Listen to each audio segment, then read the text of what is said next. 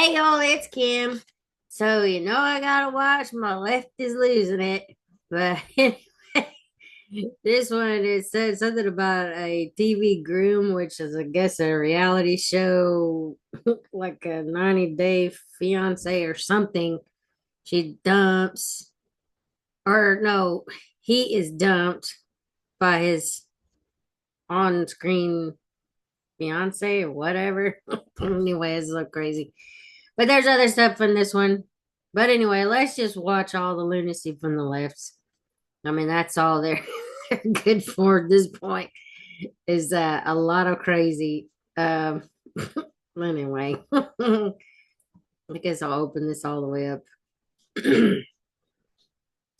with Miss Rita. It's time for Lefties Losing It. Let's start with a reality show. It's called Love is Blind, where the bride left the groom at the altar because of his views on trans rights and BLM were not to her liking. I've always wanted a partner to be on the same wavelength. And so today I can't. Yep. The bride then explained why she dumped Ben. I asked him about Black Lives Matter, and I'm no expert, but when I asked him about it, he was like, I guess I never really thought too much about it. That affected me. I watched a sermon online from his church about sexual identity. Okay. And it was traditional. The horror, a church with traditional views on gender, like, I don't know, men are men and women are women. Dude, Ben, you dodged a bullet, move on, count your lucky stars. Let's go to Europe, where the topless feminists are back. This time they're doing Nazi salutes and chanting about Donald Trump and Elon Musk. I've got to say, this sort of performative activism is really rather tiresome.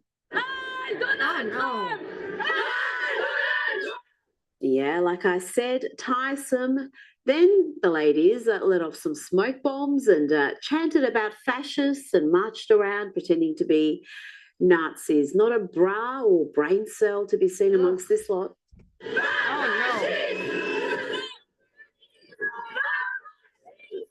Look, I'm just surprised I didn't see Justin Trudeau amongst those ladies. He's got more feminine energy than any gal I know. On a personal level, I've made sure that every single day in this office, I put Canadians first, that I have people's backs. And that's why here to tell you all, we got you. Even in the very last days of this government, we will not let Canadians down today and long into the future. Cool story, bro. You think we've forgotten about what you did to Canadian truckers and their supporters just for protesting against your insane lockdowns? Please, your tears aren't going to save you. Your legacy is trash. Now let's go to CNN, where the usual suspects are screeching crazy stuff about fascism. Apparently, we're in the middle of a totalitarian fascist coup. I'm so scared. But we are in the middle of a totalitarian fascist coup in this country. And we don't call it that, but we soft pedal it. We don't have a real discussion about it.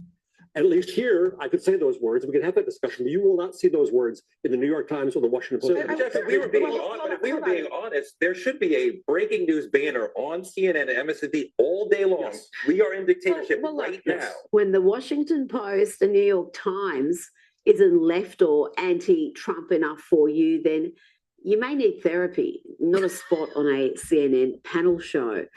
Next, CNN will be offering this guy a regular gig. Make America great again? Oh, that figures. That's what you're mad about. Okay. So this is the part that I love. That's why you're mad. You're a mag. Yeah. You're a mag. I'm happy. You're a mag. You're a mag. You're a mag.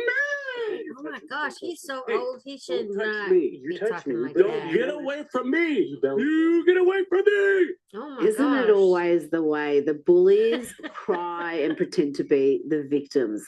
This is what the left has become. They're the cry bullies. Now let's look at a real case of racism in the streets. A girl minding her own business being attacked and followed for having her hair in braids. Apparently, only folk of certain skin tones are allowed to have their hair in that style these days. Ugly as we wear that shit. It's braids. Take that shit out now. Are you being for real? Take that shit out now. Okay, what's your problem? Take that shit out now. We're just in the store. But take that shit out now. Take that shit out. That shit ugly as fuck. That shit is ugly though. I'm just looking at your fucking hair. It doesn't look bad. That's ugly. Please stop following us. Now, for the record, I'm gonna say this,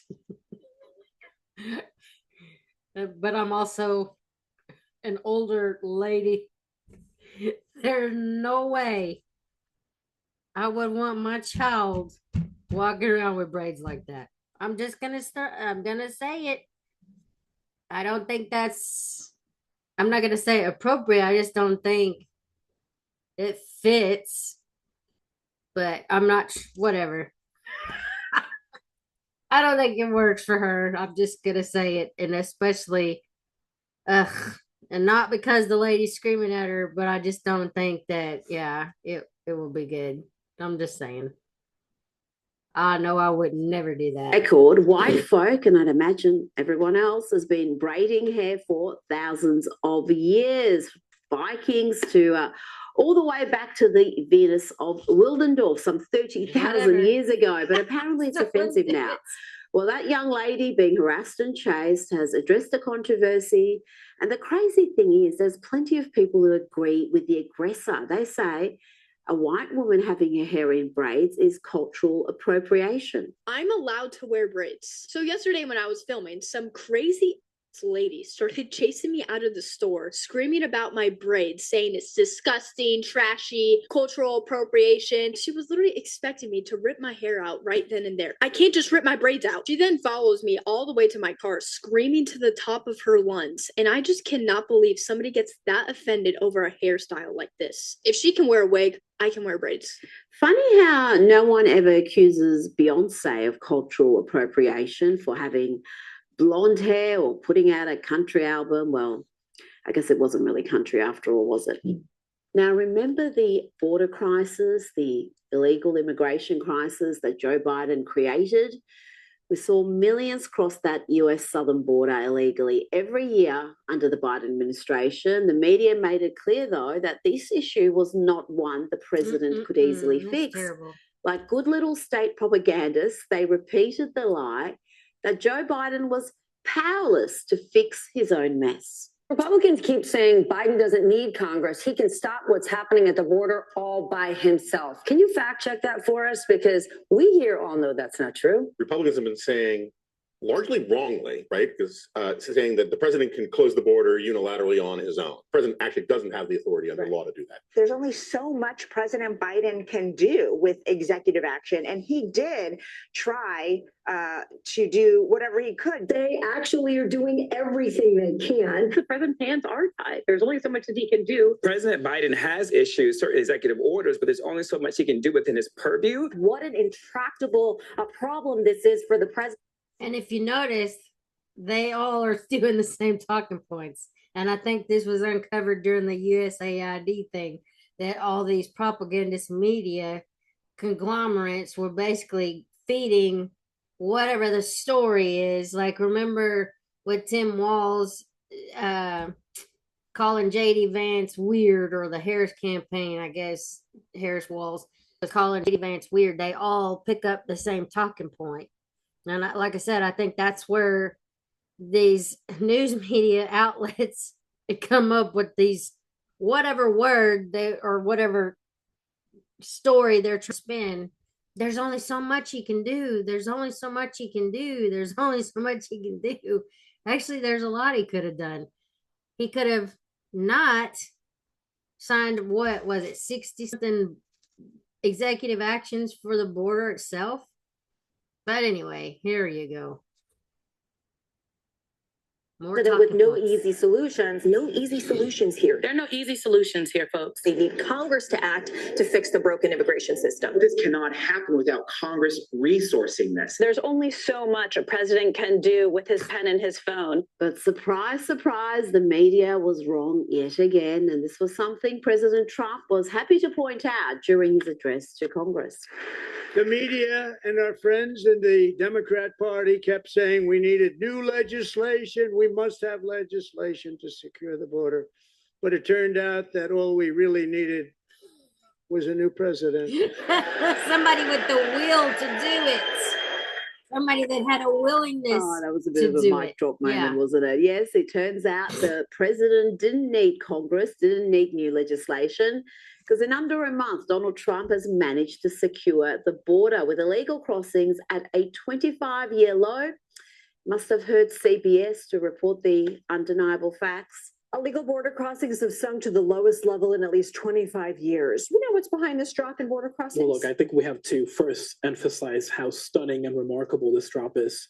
Fewer than 9,000 migrants were processed at the U.S.-Mexico border after crossing into the country illegally in February. That is compared to some days during the Biden administration when Border Patrol recorded more than that on 24-hour time spans, including up to 10,000 people in a single day. So we've gone from having up to 10,000 people cross illegally in a day to less than that over an entire month. Elections have consequences, folks. Let's bring in Newsweek's senior editor-at-large and Article 3 Project Senior Counsel, Josh Hammer. Josh, this is a stunning achievement. There's no other way to put it. Stunning turnaround in a month. You know, Rita, there was a lot of misinformation in that montage that we just saw there. So I saw Jonah Goldberg, a bunch of others saying that the president does actually not have the authority to largely shut down the border. Well, as the case may be, I mean, not to brag, but I actually am a lawyer here. I clerked on a federal appeals court. The president actually does have sweeping authority. It's actually codified at 8 U.S. Code Section 1182, subsection F. It goes back all the way to the Immigration and Nationality Act of the 1950s, a foundational immigration statute there. And that basically says that the president has at his own discretion the ability to shut down the border to all admission of any classes or groups of migrants that he wants to. It is a sweeping delegation of immigration enforcement authority from the Congress to the president. That was actually the very statutory subsection that was litigated as part of the so-called travel ban case the first time during the first Trump administration. That was the Trump versus Hawaii case there, where the court actually ruled 5-4 that, yes, the statute means what it says. The president has sweeping authority there. So the court has said this there. The commentators, surprise, surprise, are dead wrong on the actual law there. Donald Trump is taking advantage of what the law actually says as it was litigated during his first administration there. And the results, as you said, speak for themselves. America has a secure southern border again. The people voted for it, and God willing, yes, they have it. And I think that the cartels are going to learn a very hard lesson here to the extent that they have not learned it already, because America's southern border right now, Rita, is not open for business. Now let's move on, Josh, to the Democrats claiming to be the party for women, for women's rights, but let's see how they voted when it came time to protect girls and women's sports from male athletes identifying as women. Every single Democrat voted against the rights of women here. That's disgusting. And not only, I would argue, is this position morally putrid, it's also a fringe position. It's an extreme position because around 4 in 5 Americans are clear on this issue, as even CNN reported. Transgender female athletes in women's sports, only 18% of the country says that they should be, in fact, allowed to participate in women's sports. Compare this to the opposition. I mean, my goodness gracious, 79%. You rarely get 79% of the country to agree on anything, but they do, in fact, agree on the idea of opposing transgender female athletes in women's sports. But it's not just the here and now, Laura. It's not just the here and now. What we're actually seeing is a trend on this particular issue, and it's going in the direction of opposition. Josh, that trend is interesting. In 2021, we had 62% who were opposed. Now the figure is 79, and I suspect it's even more than that, because this is one of the issues where people have been shamed for holding a very much a common sense mainstream view. Yeah, look, it's an 80-20 issue, as you said there. I mean, it's fascinating here in the States, Rita, because you see even very left-wing politicians like Gavin Newsom of California, who had this widely watched interview with Charlie Kirk on Gavin Newsom's own new podcast this week. And even Gavin Newsom, who literally became the first politician in California history to issue same-sex marriage licenses, back in the day, whenever that was. I mean, even this guy who was ahead of the curve on that issue there, he's saying that it's now deeply unfair when it comes to biological males competing against females in women's athletic competition. Now, to be clear, no one should believe Gavin Newsom for a second. The guy's a snake. He's a total liar there. He's trying to gear up for a 2028 presidential run. I wish him nothing but the worst there. But this is yet another losing issue for the Democratic Party there. And Rita, this continues to be the structural issue for the Democrats. I wrote about this in my most recent column, which is that you have this chasm between the Democratic elites, which are in total lunacy la land when it comes to the open borders issue, when it comes to the transgender issue there, when it comes to any of these other issues, the Green New Deal, environmental regulation, let's not frack, let's not drill for natural gas.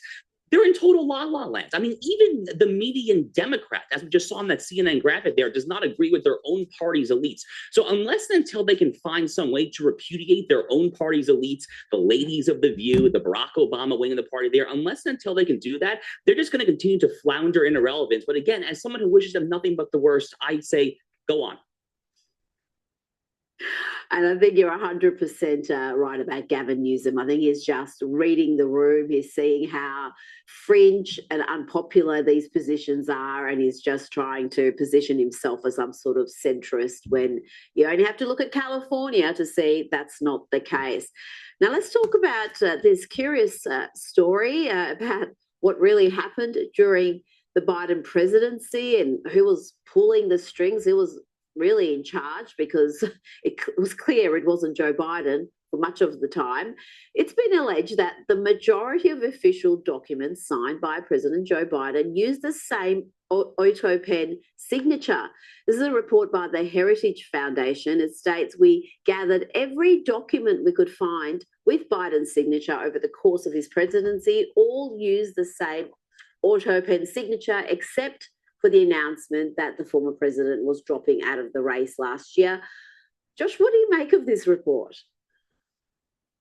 Well, it's funny because that last line there is when I first saw this is where my mind immediately went. I saw a lot of people on Twitter, X, whatever we're calling it these days, who when Joe Biden in theory had that I'm dropping out of the race announcement, you actually look at the signature. It looks a lot like a holograph. I mean, that's not typically where my mind goes there. But Rita, in recent years, when it comes to the Hunter Biden laptop, when it comes to COVID-19, when it comes to the fact that we all knew that Joe Biden was running the country in geriatric senile fashion, a lot of these so-called conspiracy theories really are kind of coming true in real time. There, I guess the question for me is that as we continue to learn more and more about just the exact state of Joe Biden's physical and above all mental health over the course of his horrific and historically all-time atrocious presidency. As we continue to learn more and more, and God willing, Congress will do more investigations. Frankly, I think we've barely scratched the surface of this world historical scandal. But as we learn more and more, the question to me is going to be actually this question of who really was pulling the strings. I will tell you my own personal take on this, Rita. It's not a novel take there. It's probably a common opinion there. I have long been of the opinion that it actually is Barack Obama, who was not necessarily running the world per se, but I think that Barack Obama was absolutely, probably more than any other figure, calling a lot of the shots. There was this. Well, I do have another clip, and I don't know if y'all know Lindy Lee. She was on the PBD podcast, and she has a different take on who actually was running the White House or the Biden administration. This is her talking about like 3 different people. And I mean, it's still, I guess you could say Obama's still somewhere in the mix. But here's what she had to say about it. I'll just play this really fast. And then we were told to go after people like Merrick Garland for slow walking the prosecution. Garland, out of all people? Yeah. Really? Yeah, because a lot of libs think that he took his time. Oh, wow. Yeah. That is so. There's a huge contingent. That is so strange to go because after I know him. a lot of conservatives hate him too. Like, oh, yeah. Exactly. It's interesting. Who did you learn that has the most power behind closed doors that everybody fears, that no one knows about? Who had the most power? There were three of them. Steve Rochelle, oh, other than Jill Biden, that was a given, right? Jill Biden, the wife, she has tremendous power. Really? Yeah, she was a president essentially for the past 4 years. Without a doubt. Wow. Without a doubt.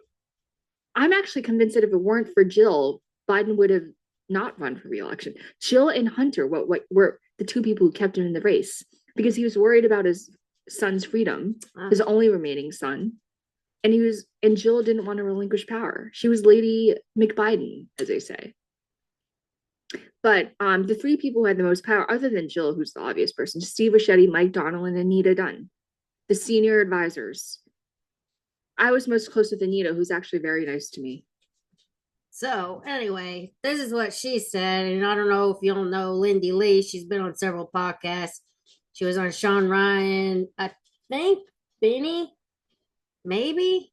I don't know if she was on his, but anyway, she was like a fundraiser for like the DNC or the Democrat Party. So who knows who came up with all these weird ideas that the Biden administration was doing? And we know it wasn't Joe Biden himself, but whatever was going on within the party elites like this. Anyway, so I guess I'm done for today. I'm gonna try to make more videos, but like today was my last full-time day, I guess you could say, at my work. But it's just because I need to back away from it. Whatever. I'll probably just be going in a couple of days a month to help out, but I don't have to work like that. I'll be home more. Plus I have this little dog and she's pacing, so I kind of gotta get off here anyway. And she's in here pacing around. I think she needs to go outside, but whatever. But yeah, I think it's been reported, I think, by the Wall Street Journal, obviously, that Biden was not in charge of his presidency. And then I know I've seen clips or at least articles where they were talking about basically that anything that he had done during the presidency should actually be like voided. But whatever you think of the man, I don't care. I'm going to tell you, I don't think he's a good person.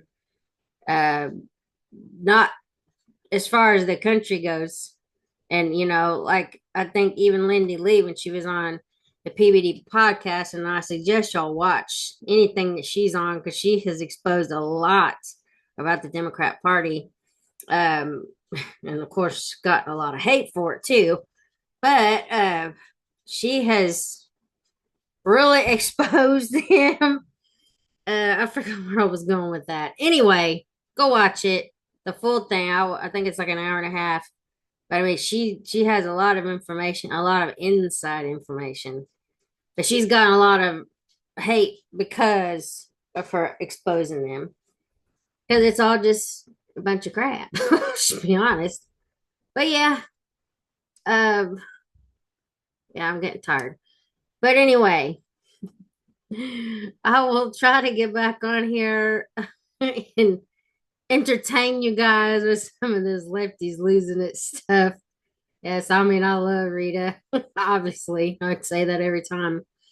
But she's really good as far as showing us what the Democrat Party and the left is up to. Because it's not just, it's just like the left of any party, really.